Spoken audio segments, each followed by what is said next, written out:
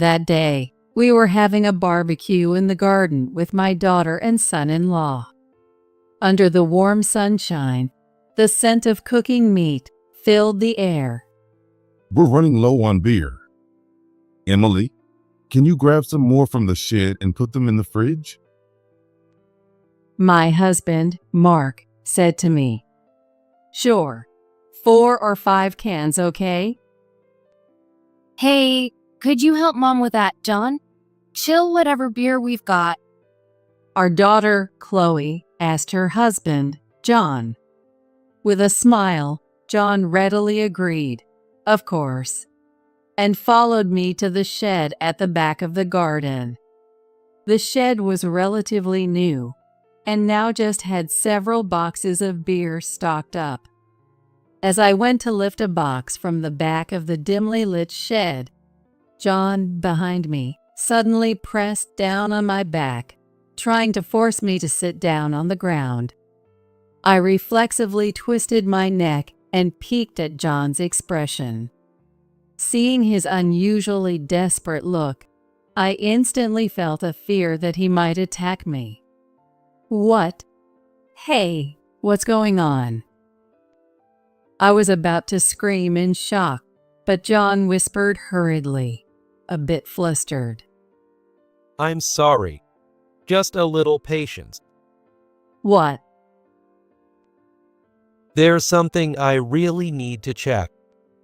John, losing his usual gentle smile, looked at me intensely with a seriousness I had never seen before. And I would witness an incredible scene with him. My name is Emily. On a pleasantly warm spring day, after a short illness, my husband had passed away and gone to heaven. Since losing him, my daughter Chloe and I had been living quietly on our own, leading a modest life. Years of living just the two of us continued, and through a friend's introduction, I met a man named Mark. Mark was the same age as my late husband and slightly resembled him in stature. Initially, he was just a good friend, but gradually Mark and I began to be aware of each other. However, as I walked beside Mark and caught myself smiling, I couldn't help but feel terribly guilty. There's no need to rush. I can wait forever, Mark said with a calm smile, walking slightly ahead of me. Despite being drawn to his kindness, I continued to struggle with not being able to let go of my late husband. 7 years after my husband died, I passed my husband's grave over to his relatives. His sister gently placed her hand on my shoulder, and, though she didn't meet my gaze, she smiled kindly and said, "Thank you for everything." I bowed my head, hiding my tears, thinking I might never visit his grave again. A few months later, I decided to marry Mark. We moved to a new home, and I decided to start from scratch, throwing away all my clothes and furniture. I felt that keeping anything from my previous marriage would hurt Mark. Initially, Chloe was a bit bewildered by our marriage, but she gradually started to get along with Mark. Since they had often hung out together before our remarriage as friends, she adjusted surprisingly quickly. Chloe had just turned 15. She started wearing flashy makeup and going out, and it wasn't long before she began to sweet-talk Mark for spending money. Originally, our life as a mother and daughter wasn't wealthy, and I couldn't always afford to buy Chloe the things she wanted. In contrast to my strict approach to money, Mark was indulgent with Chloe. Without asking for details, if she said she was going out with her friends, he would immediately pull out his wallet and hand over money. When I later scolded Mark for this, he would look troubled and say, Sorry, but I feel like money is the only way I can get along with Chloe right now. Mark continued to treat Chloe like a princess, making her feel very special. I was happy for her as if it were my own happiness. Mark was trying hard to love both me and Chloe. The only keepsake I had from my previous marriage was the wedding ring, which I kept at the very back of my closet and sometimes took out to look at. But feeling that even this was somehow wrong, I sent it to my former in-laws with a simple letter. I'm sorry, but I want to move forward. I don't know if it's okay for me to be happy. I don't know, but I sincerely wish to be happy. Eventually, Chloe became so close to Mark that she was always by his side. It was a delight for me, but I had my concerns. Hey Dad, I want a new designer bag, but I'm a little short on allowance. What should I do? Which one? What kind of bag is it? Mark peered happily into the smartphone screen Chloe handed him. I glimpsed the screen briefly. It was a bag from a well-known brand even I recognized. Chloe scrolled to show the price, and Mark, looking a bit troubled, rubbed the back of his head. It's quite pricey. But, well, wait, okay. If it's what Chloe wants. Really? Yay. Thank you, Dad. Chloe hugged him, and Mark smiled broadly, his mustache twitching with delight. Since getting married, I felt Chloe's sense of money was becoming skewed. Perhaps it was a reaction to our previously modest life, but she had started to ask Mark for things, always with a smile, rather than asking me. Chloe, stop wasting money. It's okay. I'm not asking Mom anyway. Right, Dad? Chloe and Mark looked at each other and laughed happily. I'm going to marry a handsome and kind man like Dad someday. At her words, Mark's smile grew even wider, his face crumpling into a grin. With that promise, Chloe returned to her room to study. She was seriously preparing for her nursing school exams, hoping to enroll after graduating from high school. To avoid distractions, we kept the TV off at home, and I had a small radio in the kitchen that was always on. Our life was very happy. It was so happy that I sometimes forgot that my previous husband had died. But occasionally, when a song from my youth played on the radio, I would remember him. The melody, the lyrics, they squeezed my heart, and I felt tears welling up. Don't look so sad. It's okay. It's just one bag. Mark said something completely off the mark, and I just smiled wryly. I realized I had to stop giving in to Chloe's requests for money. Mark, who had started his own business when he was young, sometimes wrote off payments as business expenses. It wasn't a commendable act, and it could affect the business's finances. So even when I strongly cautioned him, Mark continued to disregard my advice. You really spoil her. Those days continued until Chloe graduated from nursing school and started living on her own. As a nurse, she worked hard and did well. When Chloe turned 25, she began dating a man her age named John and eventually decided to marry him. When I first met John at our house, I was surprised, though I tried not to show it. Chloe had always declared, I'm going to marry a handsome man. Yet her fiancé John, though a decent young man, was not the universally appealing type of handsome. John, who smiled gently and wore the attire of a well-bred heir, was, according to what I heard, the son of a wealthy family. After they married, they visited us often, And John was always kind to Mark and me, reassuring me deeply that my daughter had married a good man. One day, Mark suggested we have a barbecue in our garden. The weather was clear, with a brilliantly blue sky, and several birds were singing overhead. Mark, enthusiastic from early morning, expertly grilled the meat while chatting happily with Chloe. John was looking around, trying to spot the bald eagles singing overhead, but eventually he gave up and poured a drink into his glass. Oh, looks like we're running out of beer. Emily, could you grab some more from the shed and put them in the fridge? Got it. 4 or 5 cans good? Hey, could you help Mom with that, John? Chill whatever beer we've got.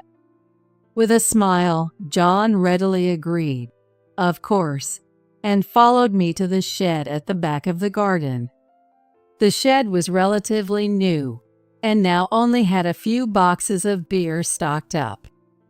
As I tried to lift a box from the back of the dimly lit shed, John forcefully pressed down on my back, trying to make me sit on the ground. What? Hey, what's going on? Startled, I tried to scream, but John whispered in a slightly panicked tone. I'm sorry. Just a little patience. What? There's something I really need to check. Before I could ask what he wanted to check, he peeked out of the shed door, looking outside. The weather was good, and the garden's green grass was dazzlingly reflective. It's unlikely that Mark or Chloe could see us inside the dim shed.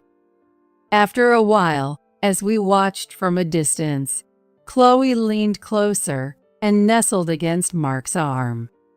She rubbed her face against his upper arm and laughed happily. I could faintly hear their voices, but the singing of birds echoed in the shed, muddling their words. John watched them intently. Is he jealous of how close Chloe and Mark are? I couldn't help but laugh, and noticing my reaction, he pointed out, "Look." Chloe glanced around and then wrapped her arm around Mark.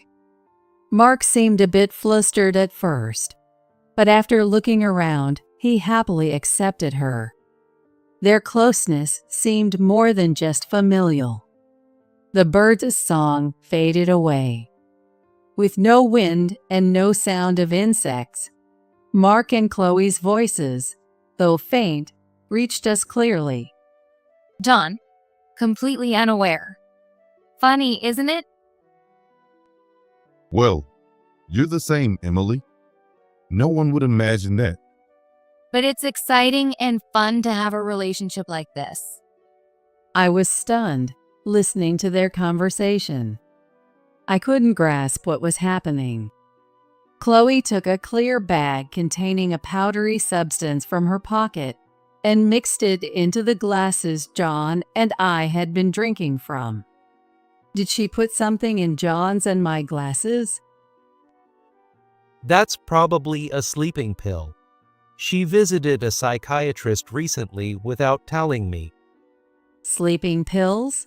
She went to a psychiatrist without John knowing? I was bewildered by many things. But how should I take the fact that she had put sleeping pills in our drinks? We should get out of here. It would be weird to stay here any longer. But don't use that glass. Afterward, John and I returned to Mark and Chloe, pretending we knew nothing. Chloe looked a bit unnatural, glancing at my glass several times. The fact that my daughter tried to drug me was shocking enough, and I felt betrayed by her, making me dizzy. Sorry, I think I might have been out in the sun too much. I'll go inside and rest for a while. Oh, okay, I'll clean up. You should rest. I lay down on the bed in my room and stared blankly at the ceiling. Why would she put sleeping pills in the drink? And something about the closeness between Mark and Chloe felt off. My head throbbed with the thought of maybe, and the conflict of that can't be possible. After lying down for a while, I fell asleep. It was nearly evening when I woke up and went out to the garden where the cleanup was already done. John and Chloe seemed to be about to leave, and noticing me, John looked like he wanted to say something, then hesitantly shifted his gaze and remained silent. Are you feeling better now? After John and Chloe left, Mark approached me with his usual concern. But his words and voice sounded so deceitful that I forced a strained smile. Do you still feel unwell? Shall I make something for dinner? Mark rolled up his sleeves and started rummaging through the fridge. I remember there's still half of the meat we bought yesterday left. While thinking this, the image of Chloe slipping sleeping pills into my glass flashed back into my mind. I pushed Mark aside forcefully and said, "I'll cook," and quickly prepared a simple meal. I really can't bring myself to eat anything Mark makes right now. For the next few days, I hesitated to touch any of the food or beverages stocked at home. They might have been tampered with some kind of drug. Once I started thinking about the possibility of being monitored through hidden cameras or listening devices, living in my own home began to feel unbearable. One day, I received a message from John on my smartphone. It seemed he had discussed the incident involving the sleeping pills with his parents. John's parents, concerned for my well-being, offered to provide a temporary refuge for me. I think I'd go crazy if I continue living with Mark right now. I'm really grateful for your offer. It's at a relative's vacation home, which isn't being used at the moment, so feel free to stay as long as you like. Also, I'd like to have a discussion with my parents involved if that's okay. John's voice sounded somber over the phone. Of course, I agree. His wife might be having an affair with another man. And that man could be. No, I don't want to think about it now. Later, I lied to Mark, saying a friend invited me for a spa retreat. I had mentioned having persistent headaches since the barbecue and used the guise of needing rest, which my friend had suggested. A spa retreat? That sounds good. Take your time and relax. Maybe I'll invite Chloe over and we'll have dinner at home. Mark's casual response gave me such a chill of revulsion. Later, I traveled to the address John had given me and visited his relative's vacation home. John picked me up at the station after a series of train rides. I'm sorry you had to come all this way. He said he was sorry from the bottom of his heart. How can I not appreciate it? He went out of his way to arrange a place for me to hide. I felt a surge of gratitude for John's kindness.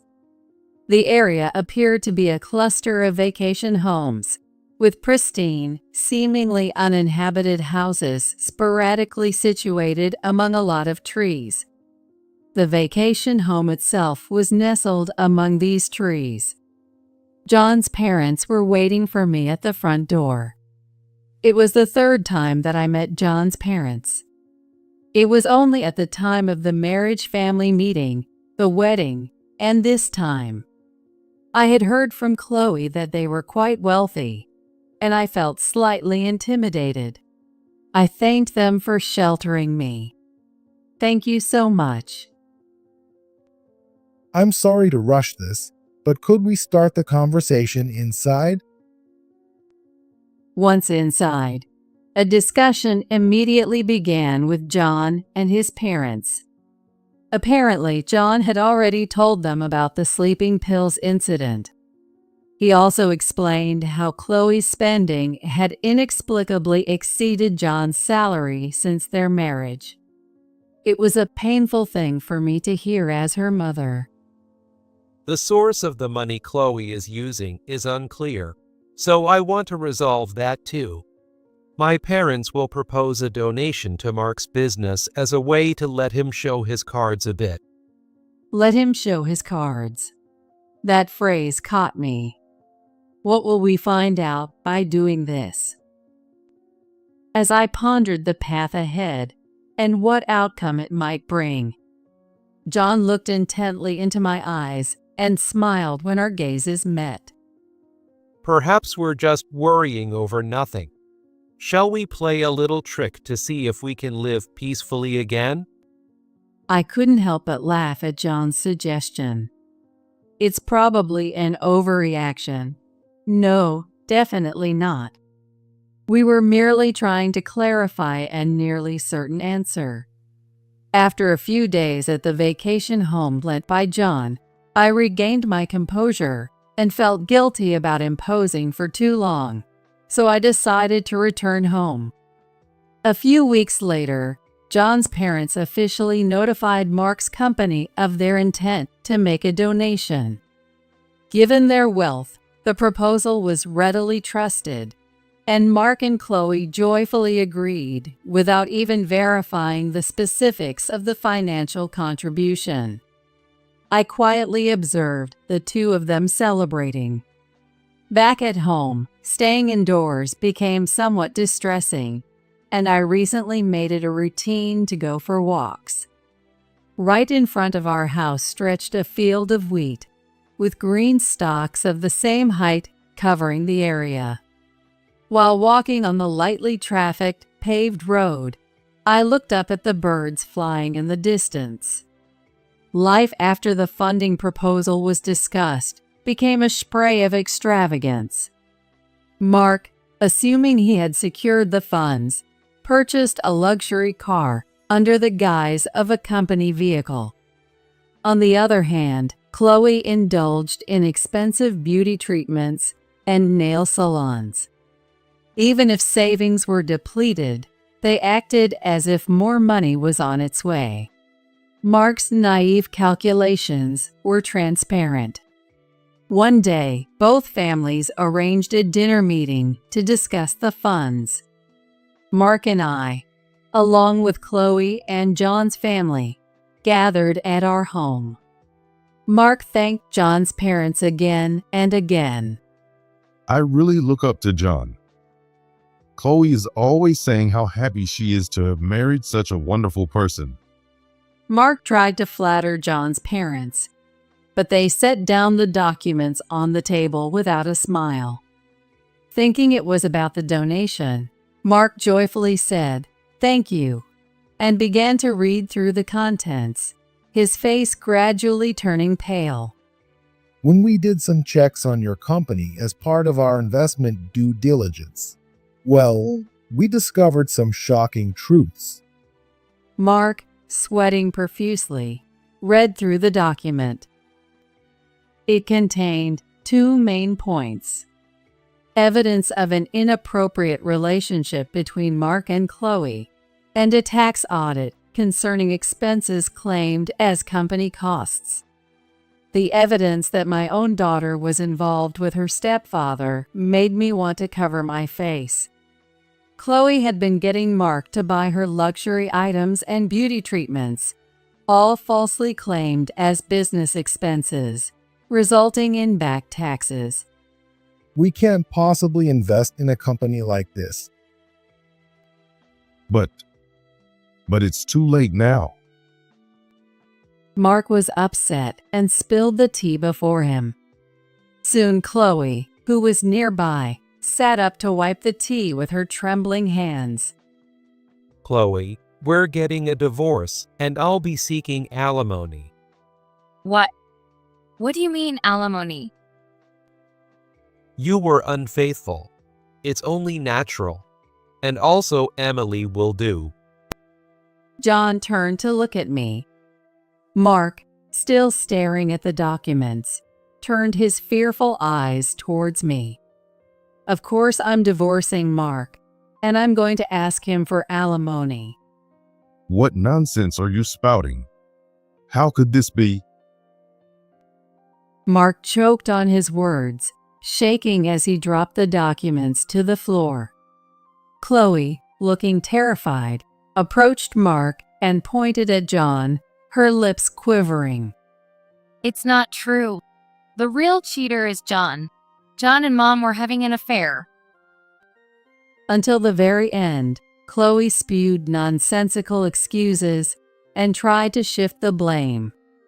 Mark and Chloe made futile attempts to deny the accusations, but the conclusive evidence made it impossible to escape the truth. Eventually, as if resigning himself to the reality, Mark slumped his shoulders and quietly began to speak. He admitted to having been involved with Chloe, acknowledging that there was no love in their relationship. Initially, he had resisted Chloe's advances, which were motivated by financial gain. But as Chloe became more feminine and attractive over time, and I aged and lost appeal, he made his choice. I'm a man after all. Not blood related. I couldn't help myself. It was Chloe's idea to spike our drinks with sleeping pills during the barbecue. After drugging John and me, their plan was to undress us, put us in the same bed, take photos of the scene, and then demand alimony. How foolish. I looked at them both with utter disdain, feeling far beyond mere contempt. I'm truly sorry. Please forgive me. I beg you. I'm really sorry too. I don't want to break up with John. I said nothing, just kept staring at the two of them as they continued to bow their heads. No words came to mind. There was no way I could forgive them. How could I forgive them? Chloe, growing impatient with my silence, suddenly looked up and forcefully grabbed Mark's sleeve. It's all your fault this happened. We have credit card payments due next week. What are we going to do now? What? Why did you go shopping without telling me? I'm broke from my losses at the slots, and I've been using credit cards too. What are we going to do now, seriously? This must be what they call a total mess. Chloe continued her aggressive behavior, pulling on Mark's hair and clothes, while Mark shouted, trying desperately to stop her. Their yelling must surely be heard by the neighbors. If it becomes known that a stepfather and his stepdaughter were involved, no one with normal sensibilities could continue living in this neighborhood. The same would be true for me. Thinking that I might never see the view outside my window again made me feel a bit sad. Afterward, Chloe and John divorced and moved far away. Chloe's life went downhill as she got into the nightlife, drowning in alcohol and accumulating debt. After paying a substantial amount of alimony, Mark was chased by debt collectors. His company went bankrupt, and he vanished almost like a fugitive, now living as a homeless person. After his divorce from Chloe, John found a suitable partner. I received alimony from Mark. Despite being chased by debt collectors after his company went bankrupt, how he managed to gather such a significant amount for alimony remains unclear, but he showed me his responsibility in the end. After divorcing Mark and selling our home, I decided to return to my parents' house. On the plane back to my hometown, I thought about many things. I had lost my husband to illness, remarried, then divorced again, and was even betrayed by my own daughter. How should I face my parents now? Around my parents' home, there are many wheat fields. Dragging my large suitcase, I continued down the long asphalt road. The weather was warm, just entering early summer. When I returned, my elderly parents didn't ask for any details. They simply accepted me. Why didn't my parents ask me anything? Were they pitying me? Yet, they didn't treat me like a delicate issue, but naturally accepted me. While looking out at the tranquil countryside, I knew I had to reassess my life. I managed to find a stable job through the local agricultural cooperative, thanks to my father's help. Since then, I've developed a good relationship with John's parents. We meet seldom, but when they are nearby, we sometimes have dinner together. What? Years after returning home, one spring, an unexpected event occurred. On the desk lay the wedding ring I had received from my late husband. A bit shaken, I picked up the ring and held it in my palm. As I stood there stunned, my mother came from the kitchen to wipe the table. It's been quite a while. His parents came by some time ago. They insisted that they wanted you, Emily, to have it. I stood speechless. Outside the window, there were wheat fields. In the clear blue sky, a bird continued to sing as if to claim, "I am here."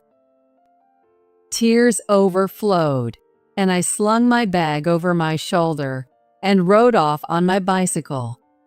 I kept riding through the deserted wheat fields, sweating from my forehead, but continuing forward. What should I do now? I don't know, but I will keep moving forward. I think I'll save my complaints for after I've lived my life to the fullest.